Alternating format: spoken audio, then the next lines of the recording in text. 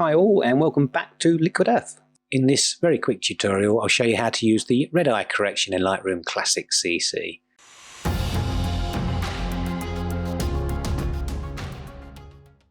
So I've got an old scan opened here. Let's zoom in by clicking on the screen first of all. And notice the severe red eye here. Just click the red eye tool and it's very simple. We're just going to drag a point here. You can see Lightroom does a pretty good job of removing the red eye. Press the shift drag here and let's do the same. You can press the size. You can change the size by using your bracket keys here or your scroll mouse if it's an intelligent mouse. Again, let's just drag over this area here. And press enter.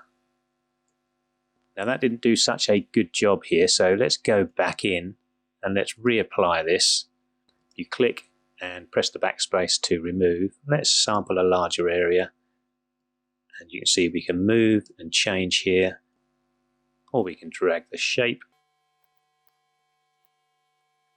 until we get something that we're happy with. Press the H, it's going to hide those areas for you. Press the zoom, Z key for zooming back out again, and here you go, we've changed that. Let's do one more. Again, I'm going to zoom back in again here. I have the tool selected, and let's start with this one here. Press the H key, that's going to show me the overlay again. Let's just move this in place. You can see it's far too large here, so let's just make this smaller. And here we have the pupil size, so we can change it manually here, and we can darken and lighten here, just so that it blends in a little bit better. And notice that we have red eye and we also have pet eye as well, so if you have some pets that you want to change, you can do that there. Okay, so that's completely too large. Let's remove, let's make this much smaller. Make sure we're in the right position.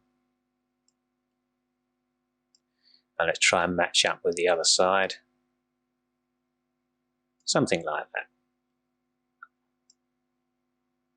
Again, if you just click, it's going to try and sample that point and you don't have to click and drag. Again, let's make that a little bit lighter maybe here. Click on the other one, a bit lighter.